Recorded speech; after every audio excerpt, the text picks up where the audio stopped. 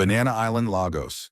6:02 a.m., the polished marble floors of Khalifa Group headquarters sparkled under the soft glare of recessed lights. Every line, every corner, and every inch of the glassy structure reflected power. The building was a crown jewel of Banana Island, Nigeria's most exclusive neighborhood, home to dignitaries, celebrities, and untouchable wealth. But at this quiet hour, before the rush of executives in tailored suits and Louboutin heels, only one figure moved through the cavernous lobby, a man in faded navy blue overalls, pushing a mop in slow, deliberate strokes. Vincent Khalifa, billionaire, CEO of Khalifa Group Holdings, son of the legendary oil magnate turned tech tycoon, was a man known across Africa for his brilliance and brutality. Headlines called him the Silent Storm. Investors worshipped him. Enemies feared him.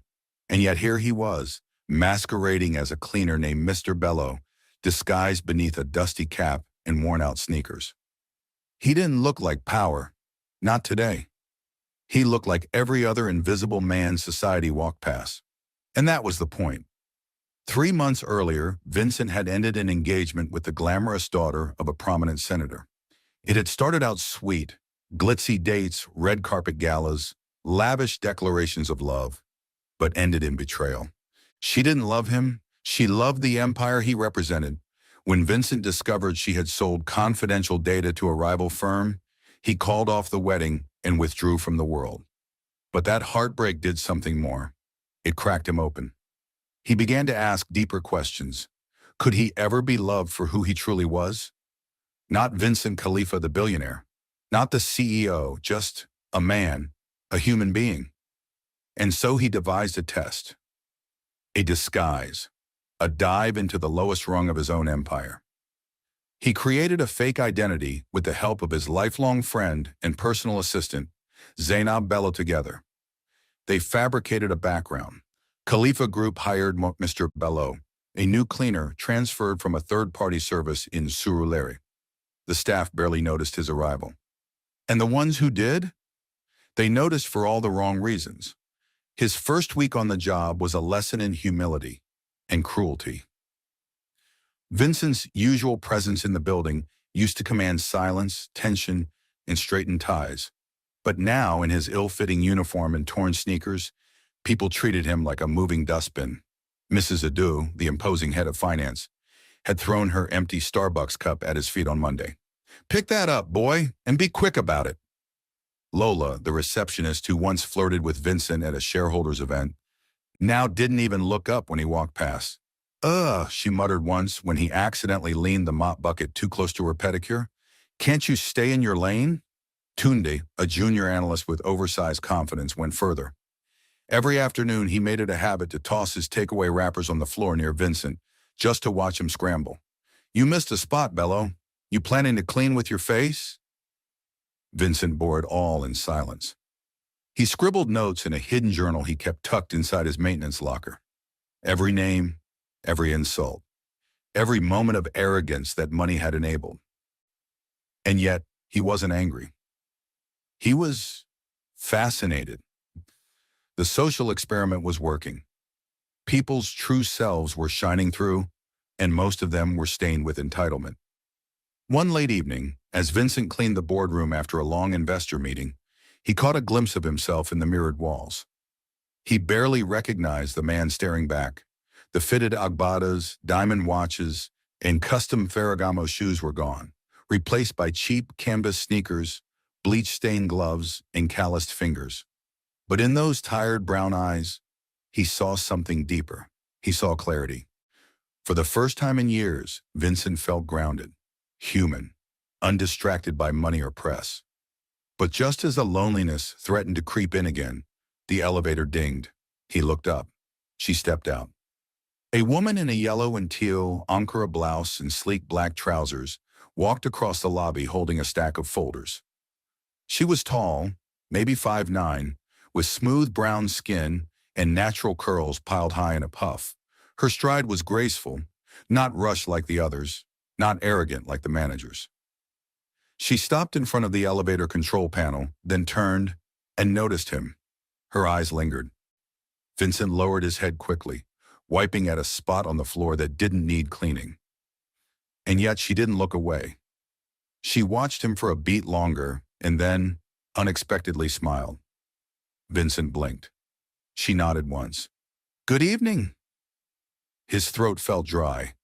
No one had spoken to him with kindness in days. "Evening, Ma."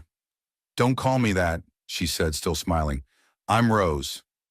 And with that, she was gone, disappearing into the hallway with a scent of hibiscus perfume and something warmer, sincerity. For the first time in days, Vincent straightened up and smiled faintly. Her name is Rose, he thought, and she just might be the beginning of something real. Banana Island, Lagos, 7:15 p.m. Rose Ease didn't believe in fairy tales. At 28, life had taught her that happy endings rarely came wrapped in roses. They came with calloused hands, late nights in over-air-conditioned offices, and secondhand dreams. But even in her realism, she'd kept one belief tucked quietly in her heart. Kindness mattered. As she climbed the sleek staircase back to her office on the third floor of Khalifa Group Holdings, she replayed the moment with the cleaner, Mr. Bello, she thought he said. Something about him had tugged at her. Not pity. No, it was his silence, the way his eyes darted downward, like a man trying to disappear. She'd seen that look before, in the mirror during her first week here, when her supervisor barked at her for breathing too loud during a meeting. Vincent, still wearing his disguise and pushing his cleaning cart through the lower wing of the building, paused at a hallway window. His fingers gripped the metal rail tightly as he watched a group of interns laughing in the courtyard below. They had no idea he owned the building, that he built the internship program, that every line of code they studied was once scribbled by his hand. He had everything, yet here he was no one, just Mr. Bello. Earlier that afternoon, things had taken an ugly turn. Vincent had been scrubbing the executive restroom near the strategy suite when Mirabelle, head of HR, waltzed in, stilettos clicking like gunshots. "You missed a spot," she said flatly, pointing at a corner already gleaming. Before he could reply, she added, "You people never do anything properly. Do you even clean with disinfectant or just vibes?" He wanted to say something, just one word, but Zainab's voice echoed in his head. "Remember, you're here to observe, not to prove." So he bit his tongue, nodded once, and dipped the mop again. When she left, her perfume lingered longer than her decency. Rose, meanwhile, had returned to her desk with aching feet and tired eyes. The company's legal department was small, 4 lawyers and 1 assistant. She was the assistant, which meant she did everything: prepare briefings, update compliance reports, fetch coffee, and occasionally cover for her boss's mistress during awkward phone calls. But she didn't complain. Her mother always said, "Even if you're just a candle in the dark, shine anyhow." So she did. And tonight, as she sipped lukewarm tea from her chipped mug, her mind drifted again to Mr. Bello. She remembered how he flinched slightly when she spoke to him, like he wasn't used to being addressed like a person. That bothered her.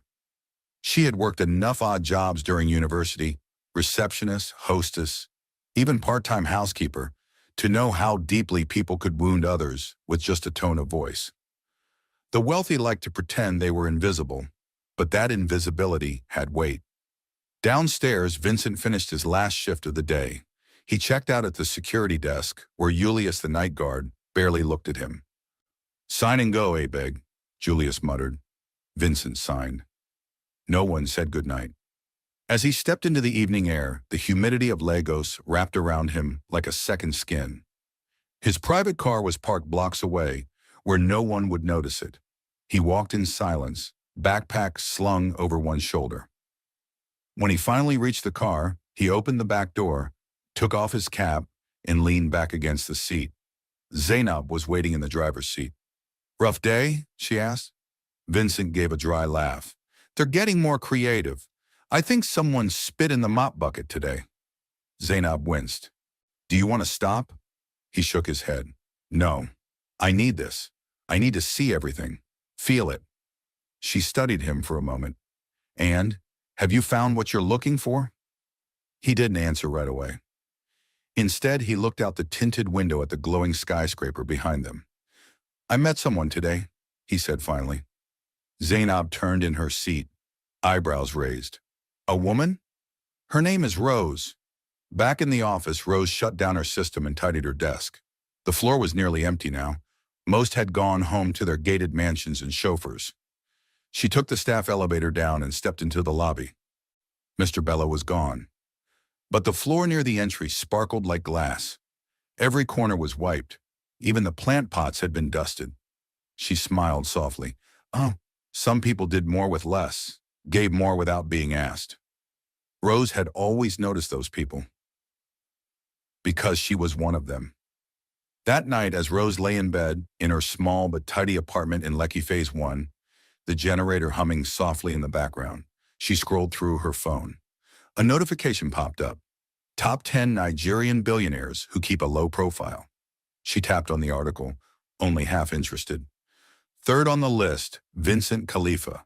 No social media, rarely seen, known for avoiding publicity. There was a photo of him at a charity gala, suited in deep blue, his expression unreadable. She studied it briefly, then closed the article. Nice suit, she thought. But it was the quiet janitor with tired eyes that lingered in her thoughts before she fell asleep. Khalifa Towers, 6:30 p.m., Thursday. The building shimmered under the fading glow of dusk, glass panels turning gold as Lagos's evening lights flickered to life. Inside the towering headquarters of Khalifa Group, most of the staff had trickled out, leaving behind silence, broken only by the hum of the central air conditioning and the soft shuffle of a cleaner's mop.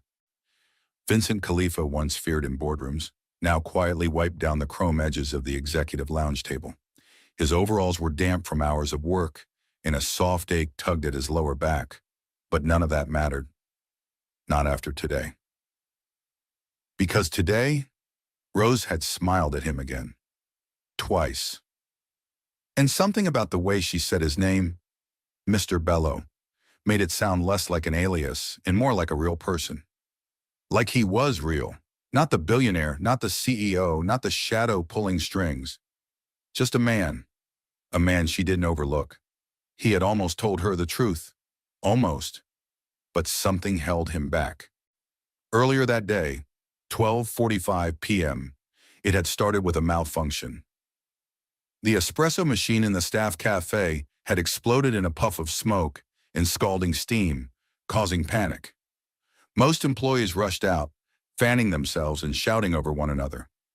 Vincent, stationed nearby with his cleaning trolley, stepped in instinctively, unplugging the machine and grabbing wet towels to cool the counter. He didn't even think, just acted. "Bello, are you insane? You could have been electrocuted," someone yelled. But before he could answer, Rose appeared, gently placing her hand on his arm. "Are you all right?" she asked, concern in her eyes. He nodded slowly, the heat of her touch grounding him. Her fingers lingered, just for a second longer than necessary. "You didn't have to do that," she said softly. He shrugged. "Someone had to." She tilted her head. "You're always doing more than your job, aren't you?" He smiled faintly. "Just trying to help." She watched him for a moment, her gaze steady and unreadable. Then she did something unexpected. She pulled a chair from the corner and sat down beside him. "Sit with me for 5 minutes," she said. Vincent hesitated, unsure whether it was a trick, but her smile said otherwise. And so, for 5 quiet minutes in a half-empty cafe, the billionaire in hiding sat beside a woman who had no idea she was talking to one of the most powerful men in Lagos. They spoke about simple things. Her favorite suya spot in Yaba, how her mother made the best jollof rice with goat meat, her little nephew who danced like his life depended on it, her dream of starting a mobile legal aid service for single mothers who couldn't afford lawyers. Vincent said little about himself, keeping the details vague.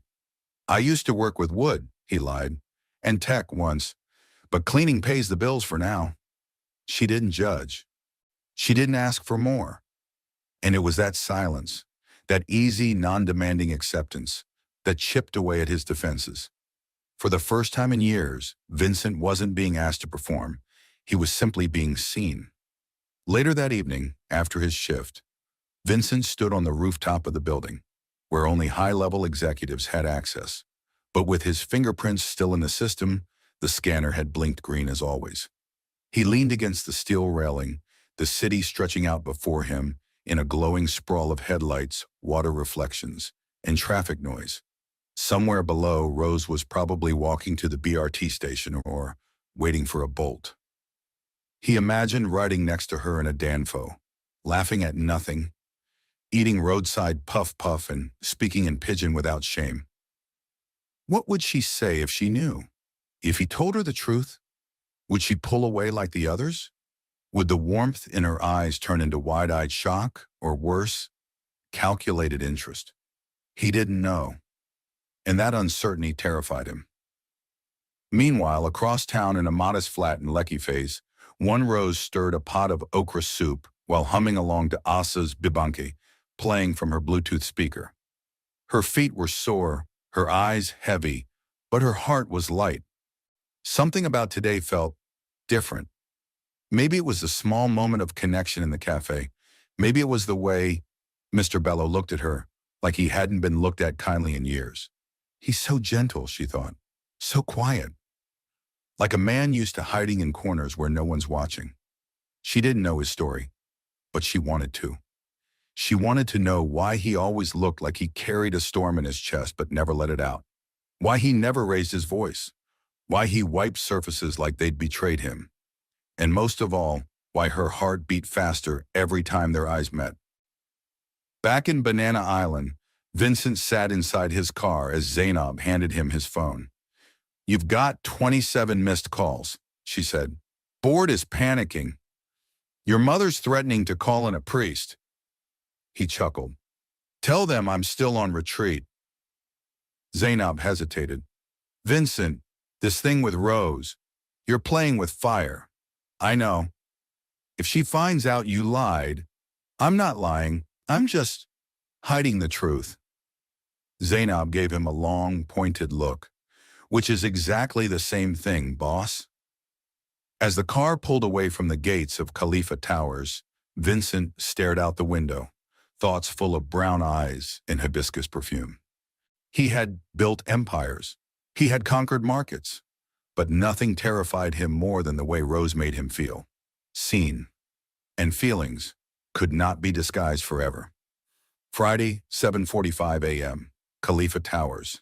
The sound of Rose's low heels echoed across the marble floor as she walked into the building, balancing a paper bag in her oversized work tote. The lobby bustled with employees chatting in quick Yoruba, flipping through reports, and rushing toward elevators with coffee in hand. But Rose wasn't in a hurry today. She had been thinking about him all morning. About Mr. Bello. The way he'd unplugged that faulty espresso machine with no thought for his own safety. The way he listened, not to reply but to hear her. It was rare in this place, this kingdom of status and silent power, to find someone who made you feel seen. She stopped near the janitor's supply closet and knocked lightly. No answer. She smiled and placed the paper bag on a stack of cleaning cloths nearby. Inside it was a wrapped breakfast of yam and egg sauce. A peace offering? No, just a thank you. No one had ever made her feel safer in this cold, towering office. Upstairs, Vincent had been pulled into a scheduled orientation meeting, one of the few times all cleaning staff were called into a training hall. Dressed in his usual uniform, he sat in the back row of the old conference room and tried not to doze off while a middle-aged supervisor droned on about chemical safety and approved solvents. He'd barely slept. The dreams were getting stronger. Rose's laugh, her softness, the way her eyes didn't flick to his name tag or his shoes before deciding what he was worth. She looked into him, straight through the walls he spent years building. But the longer this went on, the harder it became to keep the two versions of himself separate. CEO Vincent Khalifa could sign off billionaire deals in silence. But Mr. Bello, he was falling apart over a woman who gave him a bottle of Zobo and a plate of yam. Rapriso. Later that afternoon, Vincent resumed his cleaning duties near the legal department. He kept hoping she would appear, but hours passed and she didn't. He'd nearly given up when he turned into the third-floor corridor and saw her standing at the window, her head tilted slightly toward the glass, sunlight casting a halo around her curls. She looked deep in thought, her arms folded, her brow gently creased. He hesitated. Should he walk by? Should he speak? Before he could decide, she turned and saw him. "Mr. Bello," she said warmly, "I was just thinking about you."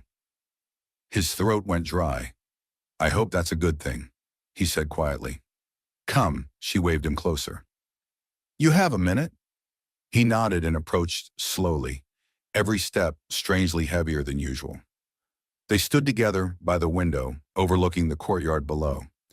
Children from a nearby school were touring the campus grounds, led by a few PR staff. "See them?" Rose said softly. "They don't care how rich anyone is. They're just curious, just present." Vincent looked down at the laughing children chasing each other under the trees. Their innocence pulled something raw in his chest. "You ever wish you could be that free again?" she asked. He didn't answer right away. Then he said, "All the time." She glanced at him then.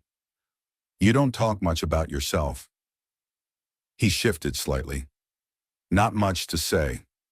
"I don't believe that." Her voice was gentle. "You see too much. You feel too much. That's not someone with nothing to say." He felt the walls tremble inside him. Before he could stop himself, he asked, "Why are you kind to me, Rose?" She looked up at him, surprised. "Why wouldn't I be? Most people here, they treat me like I don't exist." Her eyes softened, and she reached out, just briefly, touching his hand. "Because I know what it feels like to be invisible, and I never want anyone else to feel that way again." It shattered something in him. Back in her office, Rose sat down, heart strangely thudding. She hadn't planned to touch his hand, but something about the look in his eyes, so lonely, so painfully quiet, made her reach out. Who was this man? There was something about him that didn't fit. His words were too careful, his manners too refined, his eyes too intelligent. She'd known men with wealth who lacked half his grace. Cleaners didn't usually speak in layered silences or carry themselves like forgotten royalty. She pulled out her tablet and stared at it blankly. There was a mystery inside that uniform, and for the first time in a long while, Rose wanted to solve it. Later that evening, Vincent returned to the janitor's closet and found the paper bag, his name scribbled in neat cursive across the front. He opened it slowly. The scent of spiced egg sauce hit his nose, warm and familiar. Tucked beside the food was a small note. "You give more than you take. Don't think no one notices. R." He sat down on the bench inside the small supply room, his chest tight with something he hadn't felt in years. Hope. Meanwhile, in her tiny apartment in Lecky, Rose stared at the ceiling. She couldn't stop thinking about the way Mr. Bello had looked at her when she touched his hand. Like no one had ever done that before. Or like it had been a very long time since someone had done it without expecting anything back. She had no idea who he really was.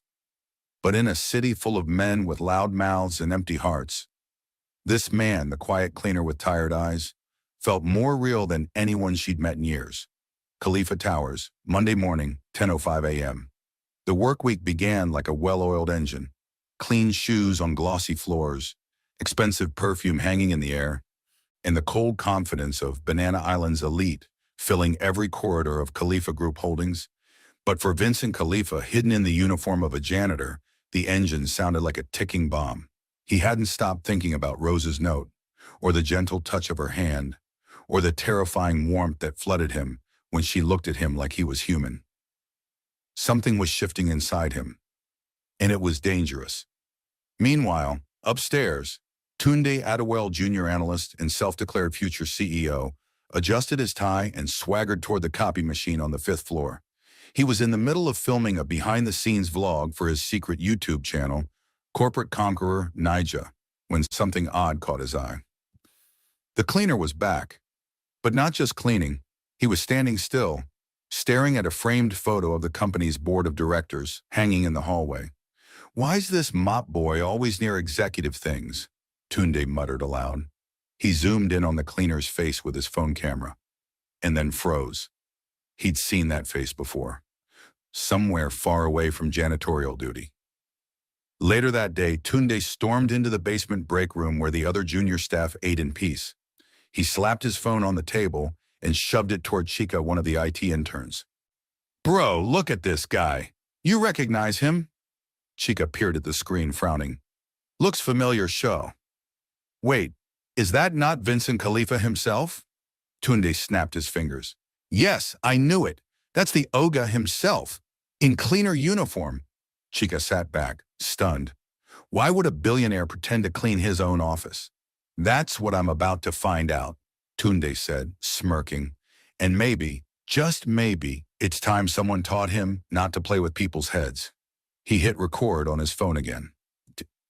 Back on the third floor, Rose had just stepped out of a meeting when she saw Mr. Bello wheeling a vacuum cart around the hallway bend. Their eyes met, and everything around her fell away. I saved you breakfast, she said with a soft smile. Same spot as last time. He looked different today. A little tense, a little quiet. Thank you, he said, voice rougher than usual. I don't take it for granted, Rose. She touched his arm gently. Neither do I. But across the building, trouble was brewing. Tunde uploaded a still shot from the video to his anonymous Instagram gossip page, captioning it, Billionaire CEO spotted cleaning floors at his own company, prank or psych experiment. He added fire emojis, tagged 2 gossip blogs, and clicked post. At exactly 4:42 p.m., Zainab Bello burst into Vincent's private flat in Ikuyi, phone in hand. Vincent, someone found out. He looked up from the notebook where he'd been journaling, eyes narrowing. Who? Some junior staff. Posted it online. It's spreading like wildfire. The board is calling an emergency meeting. You're trending on Twitter. Vincent leaned back, rubbing his temple. He had expected this, eventually, but not like this, not so soon. And Rose, he asked. Zainab's voice softened. Not tagged, not mentioned. But if this leaks further, Vincent stood. His heart was beating too fast, not from fear of exposure, but from fear of what Rose would think. She was the only person who treated him with care, not for what he could offer, but for who he seemed to be. And he hadn't told her the truth. That evening, Rose sat in her small living room, unwinding with a bowl of ogbono soup and plantain fufu when her phone buzzed with a notification. She almost ignored it, until she saw the name Vincent Khalifa. Confused, she opened the link. Her spoon dropped. There, plastered across the screen, was a blurry screenshot from an office hallway. Him, Mr. Bello. No, Vincent Khalifa, the billionaire CEO. No, it couldn't be. It had to be a lookalike, a clickbait prank. But then the article went on. Sources confirm the man seen cleaning floors at Khalifa Towers is indeed the elusive CEO, Vincent Khalifa. The reason behind this behavior remains unknown. Staff members are divided. Some claim it's a psychological experiment. Others say it's a publicity stunt. Rose sat frozen. Her mind raced back to his words. I used to work in wood and tech. Just trying to help. Why are you kind to me, Rose? None of it was casual. None of it was random. And all of it had been a lie. At that moment, a knock came at her door. Soft, familiar. Her heart leapt, then sank. She walked over and opened it. There he stood. No uniform, no cap, just Vincent Khalifa in a charcoal shirt and dark jeans, hands in his pockets, looking like a man who had lost his right to speak but needed to try anyway. Rose, he said. You lied to me, she whispered. He nodded. I did, and I hated it every time. But I needed to see if you could care about me without knowing who I was. Tears burned her eyes, but she blinked them away. I cared because you were kind, because you showed up when no one else did. And now I don't even know if that man was real. He is, Vincent said, stepping forward. He's me, the version of me I trust. Not the billionaire, not the brand, just Vincent. She looked at him, long and hard, then she stepped back. I need time. He nodded slowly, swallowing hard. I'll wait. And then quietly, he walked away. Tuesday morning, 9:10 a.m. The sun was out over Banana Island, but inside her apartment, Rose Ez sat curled on the edge of her bed, still in her robe, the untouched mug of tea beside her growing cold. Sleep had been impossible. She had tossed and turned all night, Vincent's voice looping in her mind. He's me, the version of me I trust. Not the billionaire, not the brand, just Vincent. But it didn't make sense. How could someone so powerful, so untouchably wealthy, hide behind dusty sneakers and a mop just to chase sincerity? Why her? Why lie? She checked her phone again. 22 missed calls, all from her supervisor. Her sudden absence today was creating noise, no doubt, but Rose couldn't bring herself to return to that building. Not yet. Not with all eyes likely on her, whispering, "That's the girl who made the CEO fall in love while he was pretending to be a cleaner." The betrayal hurt. But the sincerity in his eyes last night, that's what made it worse. Across town, Vincent stood before a boardroom full of fire. Well, the 12 directors of Khalifa Group Holdings stared at him like he'd grown horns. "Do you know what you've done?" barked Chief Williams, a longtime investor with zero tolerance for theatrics. "You've humiliated this company." "Our reputation is not a toy, Vincent." Another board member, Ijoma Morty, folded her arms tightly. "This isn't some experiment in morality. We run a business. Investors are calling. Clients want answers. And the media thinks you've lost your mind." Vincent leaned on the long conference table and let them finish. When the room fell quiet, he finally spoke. "I built this company. I've given it 10 years of my life. What I chose to do these past weeks wasn't about the press. It was about truth." He paused. "I've been lied to, used, surrounded by people who smile for my wallet and frown at my silence. I needed to find out if genuine hearts still exist in this building. Not just employees, but humans." The silence returned. Then Chief Williams scoffed. "And did you find what you were looking for?" Vincent's voice dropped. "Yes, her name is Rose." By mid-afternoon, the internet had turned feral. Vincent's reveal had hit every major blog, gossip page, and business outlet in Nigeria. One video clip in particular was trending, an interview snippet from a past TEDx talk where Vincent once said, "If I ever want to know what people value in me, I'll take off my watch, my name, and my wealth, and walk among them." The comment section was chaos. This man's playing chess while others are playing checkers. Can someone check if he's okay? Is this a breakdown or a movie script? So, the billionaire turned janitor just to find love? I'm crying. And then someone leaked the name of the woman involved. Rose. Rose was jolted awake by her ringing phone. It was her cousin, shouting in excitement. "You're on Instablog, babe. They said you're the one who stole the CEO's heart. The mop man is the billionaire." Rose's heart sank. Her privacy, gone. She opened her feed and saw it, her image pulled from her tagged office photos, slapped next to Vincent Khalifa's face with a bold headline. "The Cleaner and the CEO, a real-life Nollywood fairy tale?" Beneath the image were hundreds of comments. "She must be special. He had all the women in Lagos and chose her. Smart girl. Played the long game. Hope it's not just a stunt." She felt nauseous. Her life was no longer hers. Vincent sat in the back seat of his SUV parked outside a small florist in Victoria Island. He had come here not for the flowers, but for the quiet. He scrolled through Rose's page. Her last post was from a week ago, a picture of her mother's jollof with the caption, "Some recipes hold memories." He knew better than to call again. He had said too much already. But still his fingers hovered over her contact. Then with a sudden surge of clarity, he opened notes on his phone and began to write. At 8:32 p.m., a delivery arrived at Rose's door. A small brown envelope. No label, no flowers. Just her name. Inside was a handwritten letter. "Rose, I told you I was hiding, but what I didn't say was that every moment with you felt like truth. When you smiled at me, it was the first time I didn't feel like a number on a Forbes list. When you asked how I was doing, I realized I hadn't asked myself that in years. You didn't fall for the billionaire.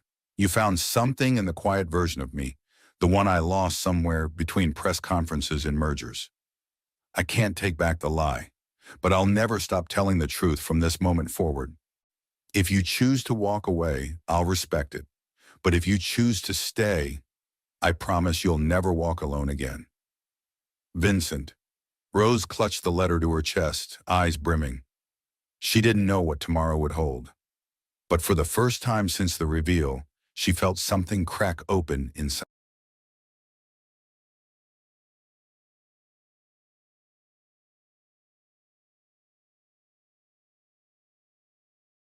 her. Forgiveness. Wednesday, morning 8:57 a.m., Khalifa Towers.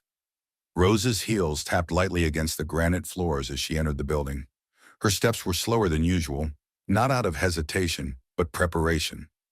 The entire world knew her name now. Eyes followed her. Whispers followed faster. That's her. The janitor girl. No, she's the one he chose. She felt the heat of stares, the sharpness of envy, the weight of curiosity. But she kept walking, right?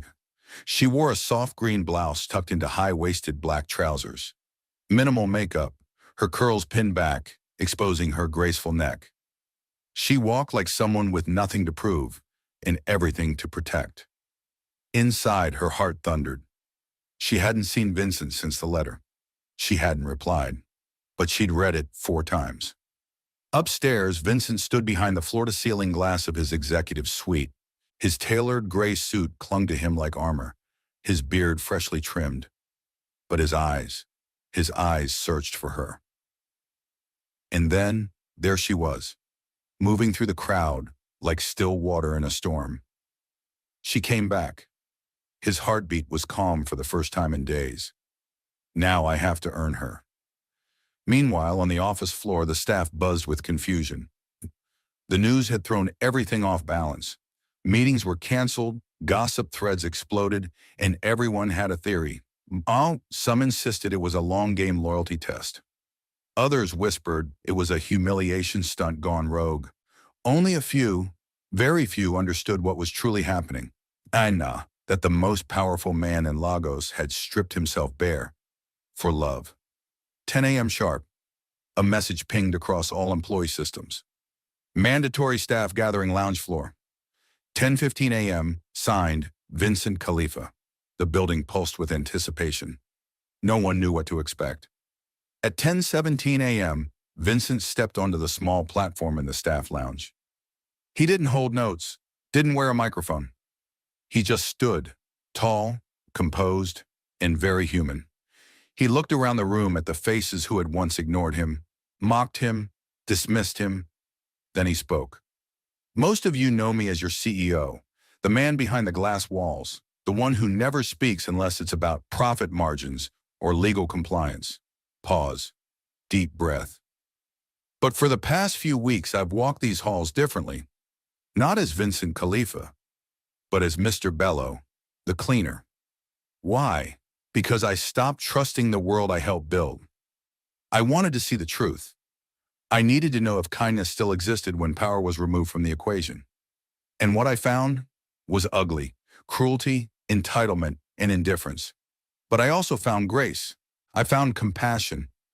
I found a woman who looked past my uniform and saw a man. Her name is Rose, and I owe her more than an apology.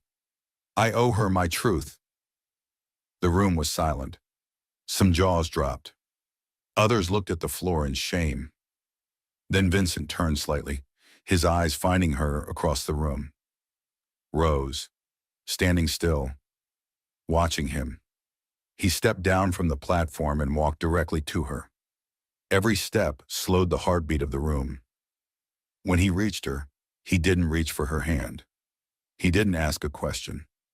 He simply said, loud enough for everyone to hear, "If you still believe me, I'm right here." And then, silence, the kind that crushes. Rose looked up at him. For a heartbeat, her face was unreadable. Then, she nodded, once, and stepped forward. Their hands met in the middle of the room. Whispers faded into awe. Tunde choked on his coffee. Mirabelle looked like she might faint. But Vincent and Rose? They stood in the center of it all, two hearts who had found each other behind masks, walls, and noise. That night, under the stars on Vincent's private terrace in Banana Island, he poured Rose a glass of Zobo, not champagne. "No performances tonight," he said. She smiled. "Good. I like the quiet version of you." He laughed softly. "So do I." They didn't talk about press or gossip or the corporate circus. They talked about dreams, about building a foundation for women in tech, about soup recipes and travel, and about forgiveness, not just for each other, but for themselves. And when he kissed her, softly, reverently, it wasn't the kiss of a billionaire. It was the kiss of a man who had finally been seen. Thursday morning, 9:30 a.m., Banana Island. Rose stood at the edge of Vincent's private garden, barefoot, her arms folded loosely as she took in the view.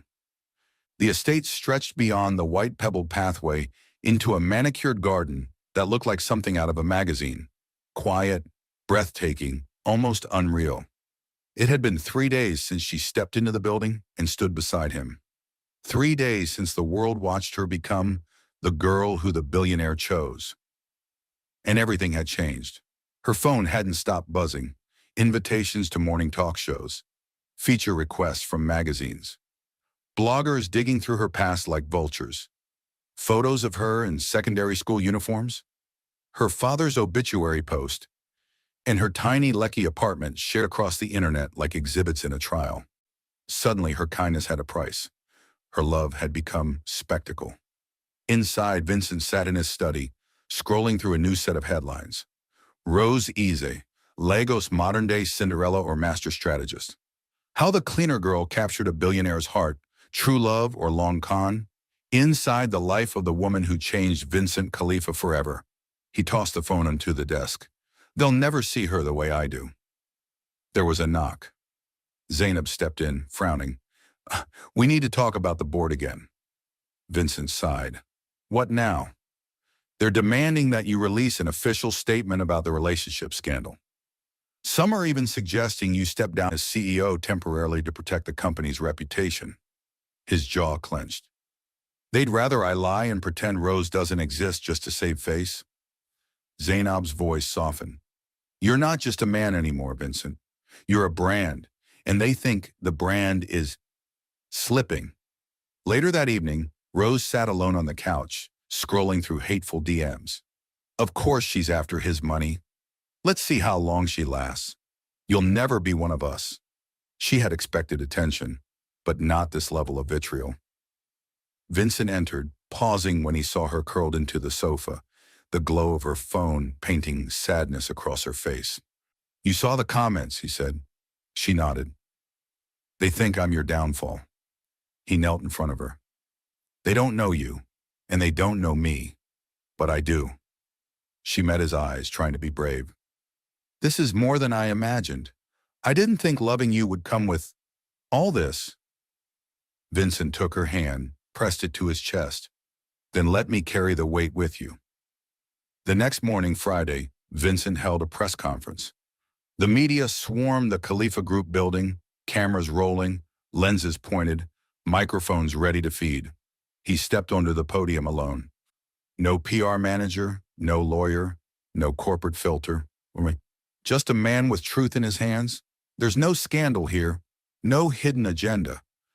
I disguised myself to discover if real love could still find me, and it did. Her name is Rose Eze, and she didn't fall for a title. She fell for a man who scrubbed floors and emptied bins. This company has always stood for innovation, and now we're going to innovate the way we treat people, from boardroom to basement. Every employee, from the executive to the janitor, deserves respect. Starting today, Khalifa Group will be launching the Human First Initiative, a program that ensures dignity, upward mobility, and fair treatment for all staff members, no matter their role. This isn't about PR. This is personal. And to those who still believe love must come dressed in wealth and suits, Watch us redefine everything you thought you knew. The press room was stunned. Then a few hands clapped. Then more. Then thunderous applause. And somewhere behind the crowd, Rose stood watching, with tears in her eyes. That night they sat in silence under the stars again. He didn't say much. He just took her hand in his, kissed the back gently, and whispered, "I'd give up the world if it meant keeping you in it." Rose closed her eyes. "Then let's build a new one that sees hearts first." And in that quiet garden, far from the noise, they began. Saturday evening, Banana Island, 7:40 p.m. The sky was bruised with streaks of violet and deep rose as the sun lowered itself behind the Lagos Lagoon. The Khalifa estate was unusually quiet, the usual hum of security gates and garden sprinklers replaced by soft jazz playing in the open-air patio. Every inch of the compound shimmered in golden light, from the polished stone pathway to the cascading ivy trellis that led to the garden's heart. But tonight there were no reporters, no company drama, no whispers. Just Rose standing barefoot in the center of a private garden, wrapped in fairy lights and the soft scent of jasmine. She wore a simple emerald green gown that hugged her figure gently. Her curls were pinned loosely, a few tendrils brushing her collarbone. She wasn't dressed like the woman in the headlines. Tonight she was simply herself, raw, honest, beautifully unguarded. Vincent watched her from a few paces away, his breath caught in his chest. He'd seen her 1,000 ways, tired, laughing, angry, glowing under office lights. But this was the Rose that broke him open. And tonight he had something to give her. 2 days earlier, Vincent had called Zainab into his office with a quiet urgency. "I want it to be private. No cameras, no press. Just her. And truth." Zainab blinked. "You mean?" He nodded once. "I'm ready, but it has to be real. Simple. No extravagance. Just us." For a man who once bought a Bugatti out of boredom, this would be the most important, most vulnerable purchase of his life. Back in the garden, Rose turned slowly to face him, her eyes glinting with candlelight. "You planned all this?" Vincent nodded, his heart beating louder than any jazz. "I planned 100 things for us, but they all seemed too loud, too fake, too far from who we are now." She stepped closer, her voice barely above a whisper. "Then what did you choose instead?" He took a breath. Then he reached into his pocket and pulled out a small box. Wooden, hand-carved, unpolished. It looked nothing like a billionaire's choice, but it was everything he wanted it to be. Inside was a ring, a thin gold band with a single sapphire stone, deep blue like the ocean she once told him she dreamed of seeing. Around the edges, tiny Nsibidi symbols were etched, old Igbo love markings, symbols of eternal promise. Vincent dropped to one knee, not with a speech, not with a crowd, but with his heart in his palm. "I spent most of my life being the man everyone expected me to be. Powerful, perfect, silent. But then you looked at me without expectation, and I felt human again. You didn't fall in love with the billionaire. You saw the broken parts, the real parts, the cleaner. And if I had to start again from the ground up, with a mop and a small flat in Ikea, I'd still ask you the same thing. Roses, will you marry me?" She didn't speak right away. Tears welled in her eyes, not from surprise, but from the weight of everything they'd overcome. The lies, the shame, the whispers. And yet here they were, together. She knelt with him, pressed her forehead to his. Yes. And it wasn't shouted. It wasn't dramatic. It was whispered like a prayer, honest and full. Later, as they lay on the grass side by side, her head on his shoulder, Vincent traced lazy circles on her hand with his thumb. "The world's going to lose its mind when they find out," she murmured. He chuckled. "Let them. We'll be too busy building ours." She shifted closer. "Does this mean I'm officially part of your empire now?" "Oh," he smiled. "No, it means I'm finally part of yours." 6 weeks later. Victoria Island, Lagos. The sun rose slow and soft over the coast, bathing the sky in hues of apricot and blush. It was a perfect morning, quiet, reverent, the kind of morning the city rarely gave freely. But today was not just any day. Today, Rose Isa would marry Vincent Khalifa, and the world would watch. Not from a press pit, not from a helicopter drone, but from behind a distant veil, because the ceremony was private, intimate, sacred. Just 30 guests, no paparazzi, no hashtags, just hearts. The venue was the Khalifa Beach Villa, a secluded coastal estate tucked behind rows of palms and ivory dunes. A string quartet played soft Yoruba folk melodies, and white rose petals lined the sand down to an altar made of driftwood and silk. Rose walked barefoot down the aisle. Her gown was ivory satin with cap sleeves, soft and flowing, no corset, no diamond overload. Her curls were loose, pinned with baby's breath and pearls. She carried a bouquet of wildflowers from her late mother's garden, flowers that had survived long before she ever knew love like this. Vincent stood waiting, dressed in a traditional white senator suit with sapphire embroidery across the chest. His mother, regal and beaming, stood beside him, tears caught in her lashes. When Rose reached him, Vincent didn't speak. He just took her hands, kissed each palm, and breathed. Finally, the vows were whispered, not meant for ears beyond their own. They didn't speak of forever in fairy tale words. They spoke of choice, of days when loving would be easy, and days it wouldn't, of loyalty, of truth, of never hiding again. When the officiant said, "You may now kiss the bride," Vincent didn't just kiss her. He pulled her close like she was the last piece of a broken puzzle he'd spent his whole life searching for. And she kissed him back with every version of herself. Broken, beautiful, brave. 3 days later, Khalifa Towers. The company buzzed with a different energy. The HR policies had changed. The janitorial staff now received full health benefits and upward career opportunities. Vincent had made sure of it. But the real change? It was in how people greeted each other. With eye contact, with dignity, with pause. The human-first initiative had taken root. And at the heart of it all stood a new nameplate outside the CEO's wing. Rosa Isa Khalifa, Executive Director, Employee Wellness Culture. 1 week later, public announcement, Vincent and Rose made a quiet appearance at Lagos Charity Gala for underprivileged girls in STEM fields. Rose spoke first. Her voice shook at first, but then grew steadier, stronger.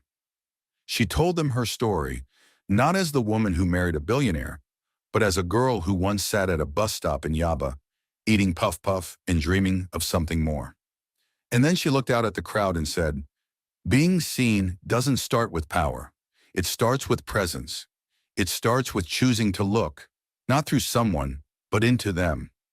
And in the months that followed, they traveled quietly. They built a school in Makoko. They launched a mentorship program for women who had been overlooked. And every night, before the world returned with its noise, they sat on their balcony with a blanket, a glass of Zobo, and the quiet promise that had built their love. No more masks, just us. 2 years later, the late afternoon sun hung low over the Lagos Lagoon, casting a golden shimmer across the surface. Inside the sprawling Khalifa residence, laughter echoed down the marble hallways. Soft, warm, and unmistakably real. Rose Isa Khalifa stood in the open-plan kitchen barefoot, wearing a flowing cream caftan with gold embroidery. Her hands moved gracefully as she chopped garden tomatoes and fresh scent leaves for ogbono soup, the aroma filling the house with comfort. Behind her, soft giggles erupted. "No, no, my love, don't feed Daddy your biscuit," she called out without turning. Vincent Khalifa, in a plain black t-shirt and joggers, was lying on the rug, his 2-year-old son Zion sitting triumphantly on his chest holding a soggy, half-eaten cracker. Vincent let out a dramatic groan. "He's trying to bribe me into watching cartoons instead of the news again." Rose chuckled, wiped her hands on a napkin, and walked over. "That's because he knows soft hearts run this house." Vincent sat up, Zion now nestled between them. He looked at Rose with eyes that still glowed like the first day she touched his hand in that hallway. They were no longer headlines. They were home. Since their marriage, the world had adjusted. The noise dulled. The spotlight softened. But their mission had only grown louder. Under Rose's leadership, the Human First Initiative became more than a corporate policy. It became a movement. Other Nigerian companies adopted their model. Wellness retreats were sponsored for mid-level workers. Rose hosted monthly roundtables for domestic staff rights. Her voice, once quiet in staff lounges, now rang through conference halls across Africa. Vincent stepped back from day-to-day CEO duties, appointing a young female CFO and pushing for inclusive hiring practices. He focused on building foundations in low-income communities, creating scholarships, rural tech hubs, and vocational training schools. They didn't just change policies, they changed perspectives. In the evenings after the work was done, they retreated to their favorite ritual, dinner under the stars with jazz playing in the background and Zion asleep nearby. One night as they sipped Zobo under a soft blanket and watched the moon rise, Rose whispered, "I used to think love had to come with fire and noise, but you taught me it comes with stillness." Vincent turned to her. "You taught me it comes with bravery." 1 month later, at the Zion Khalifa Foundation launch, cameras clicked. Guests from across West Africa gathered at the Echo Hotel ballroom. Vincent took the stage, but this time, it wasn't about business or profits. He spoke about his time in disguise, about discovering that the richest thing he ever did was fall in love with a woman who saw past what the world worshipped. Then he turned the mic to Rose, who walked up in a silk navy gown, her son clapping in the front row with Zainab beside him. Rose looked out at the crowd and said, "Power didn't save me, neither did wealth. What saved me was one act of kindness. A mop in a hallway, a pair of tired eyes, and a man who asked nothing but gave everything. If we want to change Nigeria, we start with how we treat each other, especially when no one is watching." The room erupted in applause. But Vincent only looked at her, heart full, knowing this was the legacy they were building. Not just a love story, but a blueprint. 10 years later, somewhere in Ghana, an older couple walked hand in hand through a quiet beach town. No security, no flashbulbs, just peace. Their now teenage son ran ahead to chase waves. Locals greeted them without fuss. They were no longer Vincent Khalifa the billionaire and Rose the receptionist turned executive. They were simply Vincent and Rose, two souls who had rewritten their fate not through perfection, but through intention. He kissed her hand. She smiled. And they kept walking, one step, one choice, one act of love at a time. Dear viewers, what lesson did you take away from this dramatic tale? We would love to hear your thoughts in the comments below.